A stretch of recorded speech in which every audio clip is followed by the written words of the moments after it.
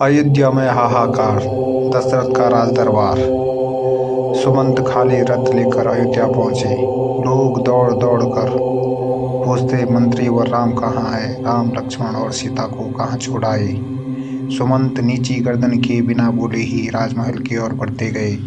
उन्हें अकेला आते देखकर रानियां भी जोर जोर से रोने लगी। राजा ने भी पूछा, बेटा राम कहाँ है? पुत्री सीता न जाने कैसी रहती होगी। राजा अनाथ की तरह रोने लगे। सुमंत ने भी रोते रोते सब हाल कह सुनाया।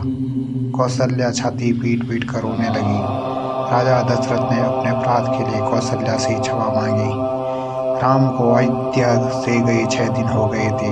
तब से राजा दशरथ भी यूं ही पड़े थे। आधी रात होने को आई, तब उनका श्रवण कुमार के पिता द्वारा दिए गए शाप की याद आई। उन्होंने कौशल्या से कहा, एक बात मैंने तुमको अब तक नहीं बताई, आज बताता हूँ। हमारे तुम्हारी विवाह के पहले की घटना है।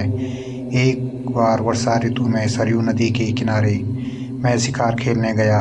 उन दिनों शब्द विधि बाण चलाने का मुझे बड़ा शौक था। अंधेरा हो चला था। एकाएक नदी में से हाथी के पानी पीने की आवाज़ आई। उसी को लक्ष्य करके मैंने बाण चला दिया। तभी मनुष्य की तड़पने की आवाज़ आई। मैं घबराया हुआ वहां पहुंचा तो देखा कि एक तपस्वी बालक घायल हुआ करा रहा है। पास में एक घड़ा भी पड़ा है।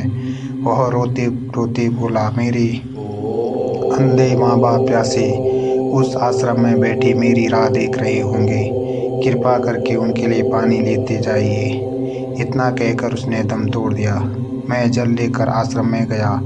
मेरी आहट पाकर उसके बूढ़े बाप बोले, बेटा श्रवण, इतनी देर कहाँ लगाई?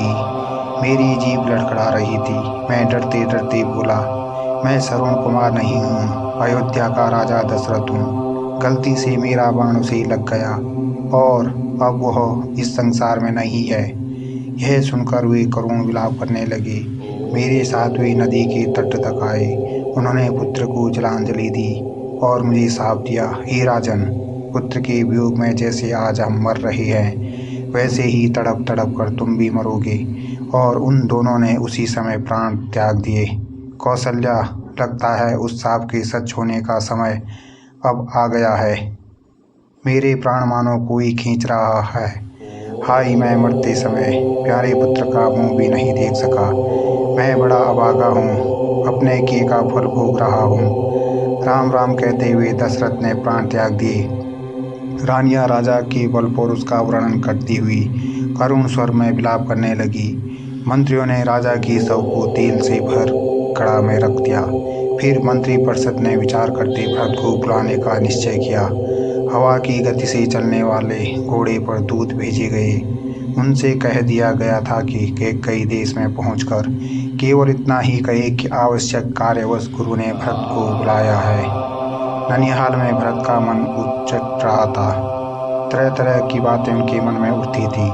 जैसे ही उनको दूत का संदेश मिला, वे नाना मामा से विदा लेकर शत्रुघ्न के साथ अयोध्या को चल पड़े। नदी पर्वत लांघते हुए 8वें दिन वे अयोध्या आ पहुंचे। नगर में चारों ओर सन्नाटा था, बाजार बंद थे। नगरवासी भरत को देखकर मुंह फेर लेते हैं। भरत घबराए हुए अपनी माता के महल में गए और ननिहाल का कुशल समाचार बताकर पिता और भाई राम के बारे में पूछने लगे। कैकेयी ने हंसकर कहा, तुम्हारे पिता तो स्वर्ग को चल गए, वे इस पृथ्वी का सुख भोग चुके थे, उनके बारे में चिंता न करो।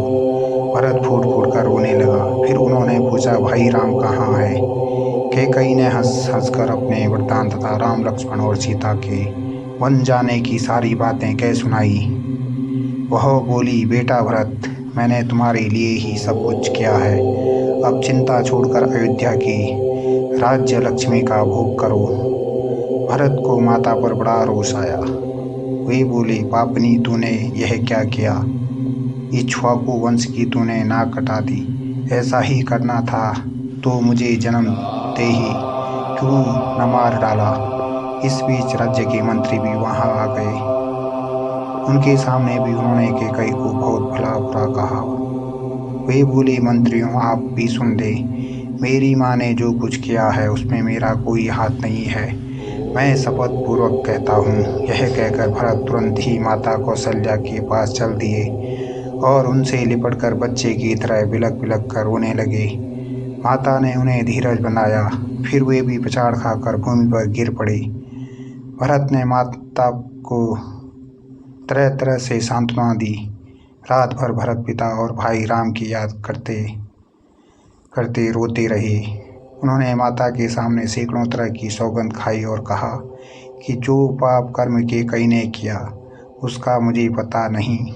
जिसकी सहमति से यह हुआ हो उसकी बुरी गति हो। सवेरा होने पर राजा दशरथ का चंदन की चिता पर दाह संस्कार किया गया।